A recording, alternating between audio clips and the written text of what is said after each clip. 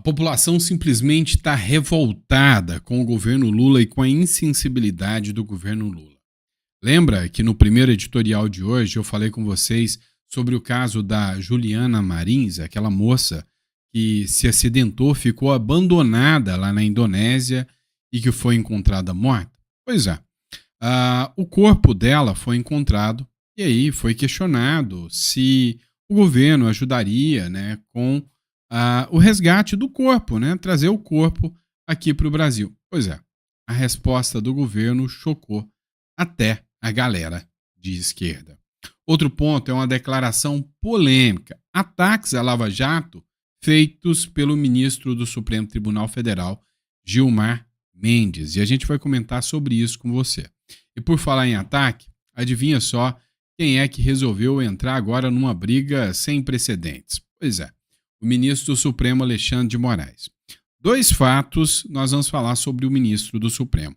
Um deles, que os advogados que participaram das ações dos réus pelo golpe Tabajara estão revoltados com o ministro Alexandre de Moraes, disseram que é um assinte, uma violação, não permitir gravar a cariação e também disseram que ele teve um tom jocoso em relação aos advogados. Agora, não para por aí. Tem uma briga ainda maior. O próprio ministro acaba de declarar guerra contra as big techs e as redes sociais, ao afirmar que elas têm viés político, um modelo de negócio perverso.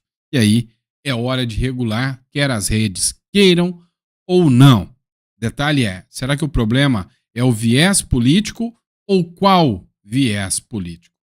Isso é importante.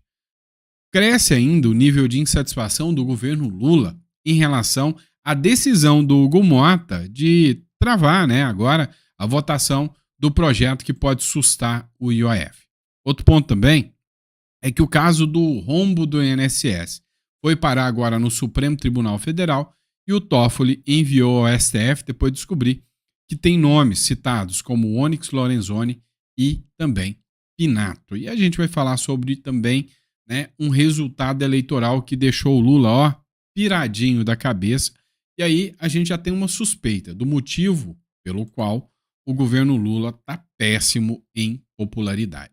Pois é, hoje é dia 25, quarta-feira, e esse é o nosso quarto e último editorial do dia. Então é sempre uma honra estar com vocês. Vamos ao nosso almoço com política, tá bom? E não sei se vocês perceberam, né? Tá um pouco diferente aqui a logo, né? Vocês sabem que eu tenho uma parceria com a Gazeta do Povo. Eu gosto muito do conteúdo da Gazeta do Povo. E a gente conseguiu algo inacreditável. 90% de desconto para vocês. Só para vocês, tá? R$ 1,90 nos 6 primeiros meses. E olha, essa oferta vem num momento até simbólico, né? Num momento que o Brasil escancarou para o mundo inteiro, né, um viés, um apreço ao regime autoritário do Irã, deixando claro com quem anda e de onde vêm as inspirações para sufocar a liberdade de expressão do povo brasileiro, né? A liberdade de expressão por aqui. E a gente vê também, né, avanços do Supremo Tribunal Federal. Então, a Gazeta do Povo é um dos poucos jornais que eu tenho coragem de dizer que tem credibilidade com as informações que presta. Então, por isso, consegui essa oferta exclusiva para vocês, só para quem acessar o link aqui, R$ 1,90 por mês, nos 6 primeiros meses. Tá aqui, ó, gazetadopovo.com.br/Sandro, vale muito a pena. É só você clicar no link da descrição ou apontar o seu celular aqui para o QR Code, tá? E feita a publicação, porque realmente eu gosto do jornal, bora para as nossas matérias. É o seguinte, pessoal, a gente falou para vocês sobre o caso da moça que sofreu um acidente, né, a Juliana Marins, e que infelizmente não sobreviveu, depois de 4 dias abandonada lá, né, faleceu. Gerou uma revolta assim, que está deixando muita gente assustada, até a galera da esquerda está se revoltando com o Lula, tamanho a insensibilidade. Olha só, matéria que foi divulgada no jornal R7. O encargo de trazer o corpo de brasileira morta na Indonésia é da família, diz o Itamaraty. Segundo o Ministério, o traslado dos restos mortais de brasileiros falecidos no exterior é custeado para a família. E o Itamaraty nem o governo Lula vão ajudar com nada. Olha, até que seria algo plausível, porque realmente, por regra geral, questões privadas são marcadas pela família, resgate de corpo.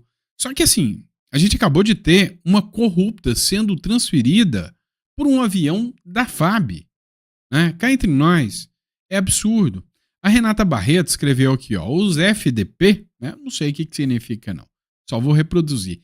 Os FDP foram ao Peru buscar a corrupta condenada Nadine Heredia, com o avião da FAB. E agora dizem que o custo de trazer o corpo da Juliana Marins é da família, ou seja, algo que comoveu muito mais o Brasil do que uma política corrupta. E aí, o governo Lula tem essa seletividade na hora de escolher o que faz. O Deltan Dallagnol fez uma publicação aqui também, da Globo, onde ele também escreveu o seguinte: o governo Lula mandou um avião da FAB buscar a primeira-dama do Peru, condenada por corrupção, tudo pago com dinheiro público. Mas trazer o corpo da brasileira Juliana Marins, que perdeu a vida desamparada na Indonésia, quem vai pagar é a família. E está aqui a confirmação por parte do Itamaraty. Entender, ministro André Sadi, novamente aqui, por que um avião da FAB? Sim. Muita gente questionou isso, assim. Por que mandar um avião da FAB custeado pelo Brasil? Como é que funciona esse procedimento? Se o senhor puder explicar para a gente. Olha, é muito simples. O avião da FAB existe para servir ao governo brasileiro em ações dos mais diferentes aspectos, das mais diferentes motivações. Nesse caso específico, foi a única forma em que havia de retirá-la com segurança e rapidez do país, com a concordância do governo peruano. Isso tem que ficar muito claro. E não havia possibilidade que ela viajasse por terra, por mar ou mesmo por avião comercial. E o interesse era de retirar de lá o mais curto prazo possível. Por isso foi feito por um avião da Força Aérea Brasileira. Porque eu fiquei na dúvida, o senhor falou que como o governo peruano com a concordância, se não havia um jeito, então, deles disponibilizarem algum tipo de... um avião comercial. Avião comercial, um custo disso, né? Não é assim, não é assim. Eu queria entender, ministro... Você viu aqui, são questões humanitárias. O asilo, e o avião da FAB foi dado com questões humanitárias. Não é para a brasileira que morreu, foi para a corrupta do Peru que eles mandaram buscar. Então, se é por critérios humanitários, será que buscar o corpo da família que não tem condição não é critérios humanitários? E aí, não bastasse, o presidente da Comissão de Assuntos Internacionais da Câmara dos Deputados, que é o Felipe Barros, ele externou a sua revolta em relação a isso. Escuta só. É revoltante a nota do Itamaraty dizendo que o custo para trazer o corpo da brasileira Juliana Marins lá da Indonésia para o Brasil é de sua própria família. O mesmo Itamaraty, que diga-se de passagem, custeou através de um avião da FAB, mandou um avião da FAB lá para o Peru buscar uma corrupta, que é a ex-primeira-dama do Peru, Nadine Heredia, e voltou com ela para o Brasil num asilo diplomático que é questionável juridicamente e moralmente. Aliás, o Itamaraty, que já foi omisso no resgate da própria brasileira Juliana Marins lá na Indonésia. Agora, esse mesmo Itamaraty se recusa a trazer o corpo dela para o Brasil, dizendo que esses custos são da sua própria família. Por isso que nesse exato momento, eu acabei de designar a deputada Carla Dickson como relatora do projeto de lei 338 de 2015, que está lá na Comissão de Relações Exteriores e Defesa Nacional. Esse projeto de lei é de autoria da deputada Giovânia de Sá, que obriga o Itamaraty a trazer o corpo de brasileiros que morram fora do país, quando as famílias desses brasileiros não tiverem recursos, obriga o Itamaraty a trazer os corpos de volta para o Brasil. Nós vamos votar esse projeto na próxima semana. Pois é, o que a gente precisa entender, tá? É um custo. E não estou dizendo para vocês que eu concordo com esse projeto de lei, tá? Eu acho que é um custo e concordo que o custo de resgate tem que ser da família. Não concordo com o Itamaraty falar que o custo para trazer a Nadine Heredia é humanitário e o de buscar essa moça não é humanitário. Até porque essa lei tem que ter muitos critérios, porque, por exemplo, tem milhares de membros do comando vermelho do primeiro comando da capital que estão fora e que podem se envolver em encrenca lá fora e nós vamos ter que bancar isso? Também não concordo. Agora, eu acho que tem que ter critérios muito amplos, dizendo que quando for questão humanitária, caso como esse, e aí, já que o próprio governo abriu exceção, deveria buscar, tá? Então, acho que a Câmara dos Deputados também tá surfando em cima de uma onda para pagar de bonitão também, tá? Vocês sabem que eu sou sincerão, agrade ou não agrade, pode me criticar também, que você também, eu sei que se você me assiste é porque você é sincerão, mas a grande realidade é que o governo foi errado, né, em buscar Nadine Heredia. Se era por questão humanitária, existe essa exceção, e o corpo da Juliana Marins é uma exceção, é óbvio que poderia buscar. Agora, uma lei que declara que o Brasil tem que buscar todo o corpo de quem falece lá fora, aí alto lá, porque o negócio tem que ser mais discutido, tem que ser mais pensado. Estou errado? Pode me criticar se eu estiver errado, tá tudo bem. Vamos lá, pessoal. Outro ponto que a gente precisa discutir aqui. Ministro Gilmar Mendes. Pois é, o Gilmar Mendes, ele é contrário a abusos judiciais. Ele acha que abuso judicial é algo abominável, quando não é do STF, né? Porque o Gilmar Mendes negou abusos nas prisões do 8 de janeiro. Para ele, não teve abuso nenhum, tá? O fato da competência jamais poder ser do Supremo Tribunal Federal não é abuso. O fato de um ministro que odeia bolsonaristas ter julgado todos não é abuso. O fato de uma mulher que escreveu Perdeu Mané numa estátua ter sido condenada a 14 anos, enquanto eu noticio uma mulher que matou um deficiente com tijolada, roubou os bens dele, levou para casa, que pega 6 anos em regime semiaberto, não dá pra gente falar que isso é normal, né? É comum, mas não é normal.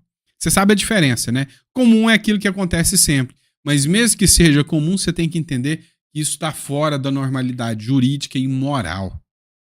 E aí ele diz que a Lava Jato, essa sim, não se compara. A gente estava falando de corruptos, bandidos que roubaram milhões e bilhões do povo brasileiro. Você tem noção de quantas pessoas morrem na fila do hospital? Você tem noção da maldade que é um corrupto roubar dinheiro público enquanto as pessoas morrem de fome? Enquanto, vamos lá, cadê a preocupação com os índiozinhos e Yanomamis que morrem desnutridos? Pois é, o corrupto financia isso. Ah não, mas aí não pode falar assim da turminha lá, né? O ministro do Supremo Tribunal Federal, Gilmar Mendes, afirmou que não há exageros nas prisões do 8 de janeiro. Tá errado, não concordo, discordo completamente. Eu acho que existem abusos inimagináveis nesse caso, começando pela competência. Começando pela falta de vínculo. Falar que isso é golpe de Estado não convence. E olha, eu fui crítico a quem estava na porta de quartel, hein? Ao Jornal da Record, entrevista, ele comentou as investigações e disse que os inquéritos não se comparam aos abusos da Operação Lava Jato. Sério, né? A preocupação aqui é sobre quem, né? A gente estava falando de corruptos. E concordo com ele que a Lava Jato errou, tá? Errou em muitos pontos. Sim, deu brecha para que os corruptos usassem a lei para derrubar tudo aquilo. Simples assim. Agora, não se pode nem comparar.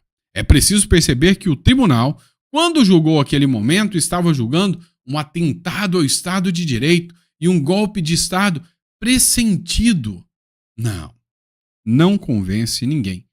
Vem cá, olha para mim, e aí você que é cidadão brasileiro.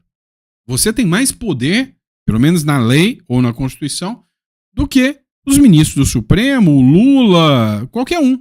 Porque todo poder emana do povo, que o exerce por meio de representantes ou eleitos ou diretamente, de uma forma direta, plebiscito, referendo, voto, direto, secreto, e na opinião, que até isso eles querem te cercear.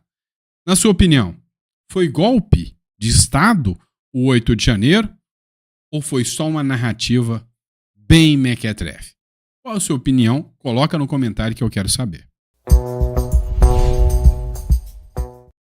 Mas vem cá, os motivos estão muito escancarados. Tá fácil de entender o porquê. Se você observar aqui, dá uma olhada. As Big Techs têm ideologia e seu modelo de negócios é perverso. Quem disse isso?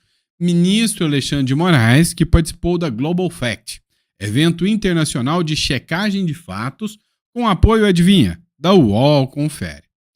Eles, né, que vivem sendo checados aí, não gostam nem um pouquinho quando isso acontece. Mas assim, aos poucos, tudo está se esclarecendo.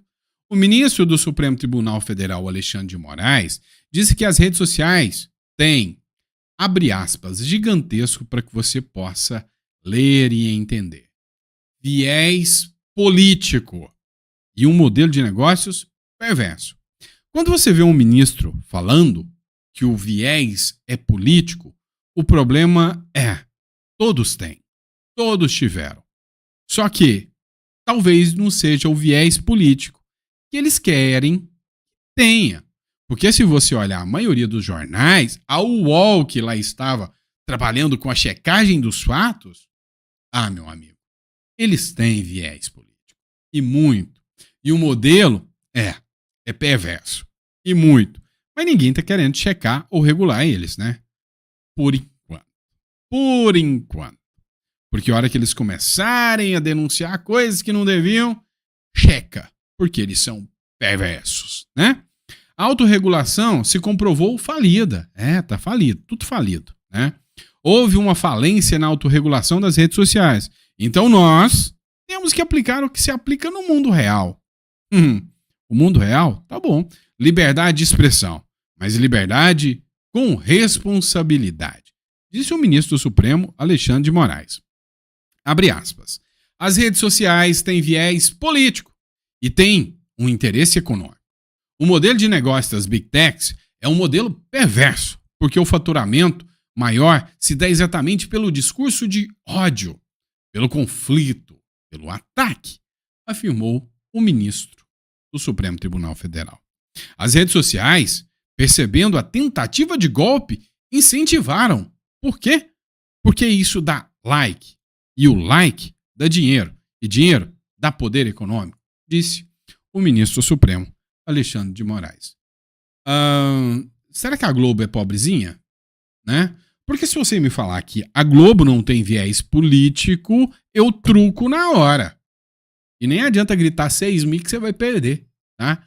Ou seja, cara, não é a questão de poder econômico, de poder isso ou aquilo. A grande questão aqui, que a gente sabe muito bem, é o lado político que se está. Vocês me acompanham aqui, né, há anos. Vocês sabem que se tem um cara que é moderado, sou eu. Agora, onde está o discurso de ódio que eles tanto falam? Já sei. Se você falar que o 8 de janeiro, para mim, que sou advogado, não entendo aquilo como um golpe de Estado, isso é discurso de ódio? Ou se você falar que não gosta do Lula e que eu queria o impeachment do Lula, isso é ódio? Olha só, a grande realidade, e o que me incomoda mesmo, é que perderam a conexão com o povo, né? Totalmente. E aí dá uma olhada. Moraes proíbe de gravar acariações e advogados relatam um tom jocoso do ministro. É a Folha de São Paulo falando, tá? O ministro Alexandre de Moraes do Supremo Tribunal Federal negou nesta terça-feira um pedido da defesa do processo sobre a trama golpista para gravar a acariação entre o tenente-coronel Mauro Cid e o general-ministro Walter Braga Neto. A negativa de Moraes causou protestos das defesas dos réus do processo sobre a tentativa de golpe de Estado. Até o Walter Maierovitch, militante de esquerda, político, e diga-se, ex-juiz concursado, fiquei sabendo agora, disse que o que o Moraes aplicou chama-se censura. Falou abertamente. Agora, eu te pergunto, será que hoje as pessoas estão mesmo levando a sério? Ainda estão acreditando na narrativa de que o discurso era para salvar a democracia? Será que as pessoas ainda acreditam na narrativa de que temos uma democracia? Porque sem devido processo legal, sem garantias e prerrogativas dos advogados, isso não pode ser chamado de justiça. A própria lei fala que o advogado é um serviço essencial à justiça. Essencial. Se ele falta prerrogativa, se ele é investigado, se ele é tratado de maneira jocosa, tem algo de errado nessa democracia. Vocês não acham? Eu acho. Vamos lá. E o Hugo Mota, que deu uma rasteira no Lula, deixou todo mundo revoltado, hein? Você viu isso? O que o Hugo Mota fez? O Hugo Mota, de última hora, anunciou pelas redes sociais: ô Lula, você tá querendo mais dinheiro com o IOF? Vou derrubar hoje. Já marquei a votação. E aí, tá todo mundo se mobilizando para fazer pressão em cima dos deputados, para os deputados votarem a favor e derrubarem mais aumento de imposto do Lula. A decisão da Câmara pegou todo mundo de surpresa. Até a oposição não esperava isso. Já tinha todo mundo perdido até a esperança com o Hugo Mota. De repente, o Hugo Mota vem e, vral, dá uma dessa. A decisão de Mota de votar o IOF pega o governo e até a oposição de surpresa. Já estão falando até em derrubar o Haddad. Já pensou nisso? Hã? Ou seja, para quem não gosta de pagar imposto, palmas para o Hugo Mota. Parabéns, Hugo Mota. Eu não gosto de pagar imposto, porque eu sei que eu estou financiando e bancando um monte de gente que não está nem aí com a população brasileira, que só pensa em dinheiro. Só pensa naquilo, como diria a Dona Bela. Mas vamos lá. Você sabe um motivo que as redes sociais são tão odiadas? Pois é. Talvez é porque a galera que eles gostam, o povo já está perdendo a paciência, né? Olha só. Paraná Pesquisas. Lula perde para Bolsonaro e tem empate técnico com Tarcísio e Michele Bolsonaro. Mas será mesmo? Olha só, o Bolsonaro está sendo muito pressionado. Vocês vão entender por quê.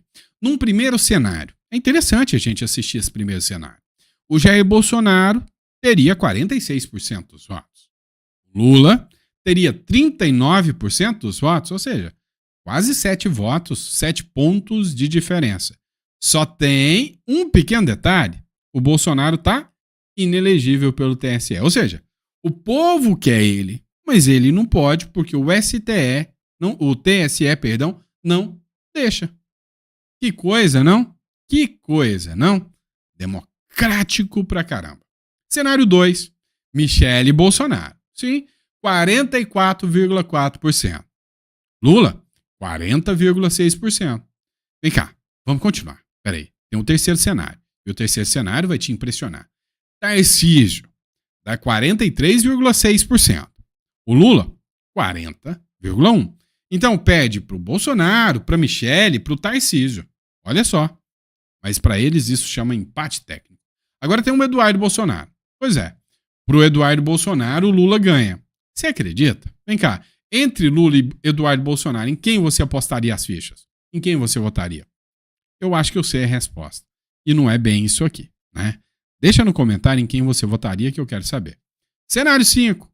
Lula e Flávio Bolsonaro. Eu nem gosto do Flávio Bolsonaro e votaria nele contra o Lula. Olha só, mas não gosto dele não, vocês sabem disso, não sou mentiroso.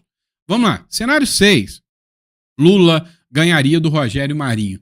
Só se o brasileiro for muito burro, mas tem que ser uma anta, uma besta quadrada para trocar um cara técnico, preparado, altamente eficaz, como o Rogério Marinho, a Lula. É o Lula, né? Vamos lá, outro cenário. Pessoal do Paraná, me ajuda, não é possível, né? Lula, 41% e o Ratinho, 37%. Vocês acreditam nisso aí, né? Quero saber de vocês se vocês acreditam. Deixa eu até ampliar aqui para ficar mais fácil, né? Eu acho que vocês não acreditam muito nisso, não.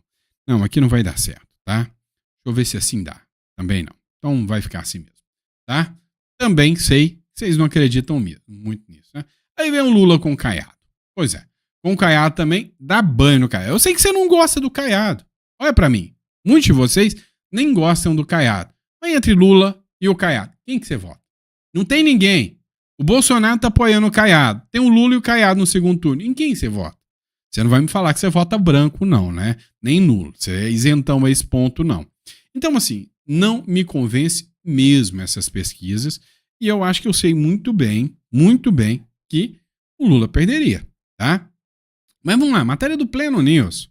Colunista do Globo afirma que Bolsonaro perdeu e que vai ser preso. Meu amigo. A galera do Globo disse o seguinte, que o Bolsonaro não vai ganhar. Por quê? Porque embora as pesquisas digam que ele poderia até ganhar, ele está inelegível. E o segundo colocado, que seria Michele, não tem o apoio necessário. E aí, ele tem uma aposta. E aí, é onde me deixa com a pulga atrás da orelha, tá? É o seguinte, tá todo mundo pressionando o Bolsonaro, totalmente, até a Globo. A Globo já tem um preferido agora, e me parece que não é o Lula, tá? Tem um outro nome, chamado Tarcísio de Freitas. O Globo. O futuro assusta Bolsonaro. Os ventos eleitorais parecem favorecer o governador de São Paulo, Tarcísio de Freitas, que uniria a liderança política da centro-direita e o apoio dos radicais do bolsonarismo. Pois é, o Merval Pereira disse que, não, agora é hora de apostar no Tarcísio. O Globo, a Folha de São Paulo, o Estadão, todo mundo quer o Bolsonaro longe e querem apostar no Tarcísio. Isso já me deixa com a pulga atrás da orelha, sinceramente. Pecuaristas querem que Bolsonaro abra logo mão da candidatura e aposte as fichas no Tarcísio. Os pecuaristas estão apostando só no Tarcísio? Interessante isso. Você acredita mesmo que os pecuaristas estão contra o Bolsonaro? Quero a sua opinião. Após apoiarem Jair Bolsonaro, ao longo de todo o seu governo, e mesmo após ele deixar o Palácio do Planalto, pecuaristas e membros de associações do setor afirmam que o ex-presidente, hoje inelegível, deve abrir mão do jogo e tentar seguir na disputa eleitoral de 2026 e indicar um nome para que a direita tenha chance de derrotar Lula e o PT. Olha só, a Folha de São Paulo ajudando a direita, dando uma dica para a direita, de que a direita só vence com o Tarcísio de Freitas. E aí, qual a sua opinião sobre isso? Fala para mim. Eu vou ser sincero com vocês. Eu acabei de ver uma notícia, vou até colocar ela aqui para vocês. E essa notícia me faz acreditar que o Lula já não tem quase nada de votos e que o petista é uma espécie em extinção. Quer ver? Próximo bloco. Pois é, pessoal. Aqui não é Globo Rural, mas a gente acabou de falar dos pecuaristas que não querem o Bolsonaro, querem o Tarcísio, segundo a Folha. E agora vamos falar de outra matéria relativa ao agro. Ou à política? Não sei. Olha essa notícia. Risco de extinção. Brasil já perdeu 94% da população de jumentos. Eu tô falando sério, gente. Não é piada, não é jocoso isso aqui. Eu tô falando sério com vocês. Presta atenção. Dados do governo Lula, junto ao Ministério da Agricultura e Pecuária, indicam que cerca de 248 mil jumentos foram abatidos entre 2018 e 2024 no Brasil. Sobretudo na Bahia, estado onde funcionam os 3 frigoríficos autorizados no Serviço de Inspeção Federal. Resumindo, né, isso aqui não tem nada a ver com política, mas o número de jumentos no Brasil caiu, em especial na Bahia. E aí a gente vai voltar para as matérias políticas, né? A reprovação de Lula dispara na Bahia, Pernambuco também, e ultrapassa 60% em 6 estados. Olha só, será que... O que aconteceu que fez a reprovação do Lula cair tanto, né?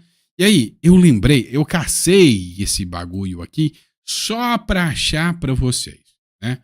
Vocês já viram falar do Segré, né? O Segré é um cara, assim, excepcional, um cara top de linhas, inteligentíssimo. Ele participou de um podcast lá com o Vilela. E aí, tem tudo a ver com o que o Segré acabou de falar agora, com essa matéria dos jumentos que eu mostrei para você. Acompanhe aqui essa matéria direto do Túnel do Tempo. Então aí contei uma piada do jumento socialista. Como que é? Dois vizinhos moram no mesmo lugar, obviamente. Então tem o Segre e o Vilela. Tá. E o Segre fala para o Vilela: Vilela, agora nós somos socialistas. E eu vi que você tem 2 jumentos. Então eu quero um, porque o socialismo é tirar de quem tem para dar para quem não tem. Você tem 2, eu não tenho nenhum, me dá o teu jumento. Aí você me dá o jumento teu. Chega a tua esposa e fala: cadê o nosso jumento? Eu dei para o Segre, porque agora somos socialistas. E o socialismo é tirar de quem tem para dar para quem não tem. Então a esposa fala: então vai lá no Segre e pede uma vaca, porque ele tem 2 e a gente não tem nenhuma. Aí você vai: Segre, somos socialistas, não somos? Somos. Então, você tem 2 vacas, eu não tenho nenhuma. Socialismo é tirar de quem tem para dar para quem não tem. Vim buscar a minha vaca. E o Segre responde: não, Vilela, você não entendeu. O socialismo só funciona com jumentos. Eu não esperava por esse final, Então, sinceramente. Então aí Quem concorda que o socialismo só funciona com jumentos e que, graças a Deus, estão diminuindo pra caramba, não é? Pois é, você gostou desse editorial, ficou até o final e achou graça, deixa a sua risada, curte, compartilha. Essa merece você compartilhar lá pra todo mundo, manda no grupo da família. E ainda fala, ó, se tiver aquele amigo seu petista, e essa aqui é diferente do que eu brinco sempre com a sogra, né? Isso aqui é pro petista que você vai mandar e falar, ó, falaram de você lá no final do vídeo. Manda pra ele, tá bom? Abraço, pessoal. Até amanhã. Papai do céu permitindo, a gente tá aqui para mais um editorial com vocês. Grande abraço.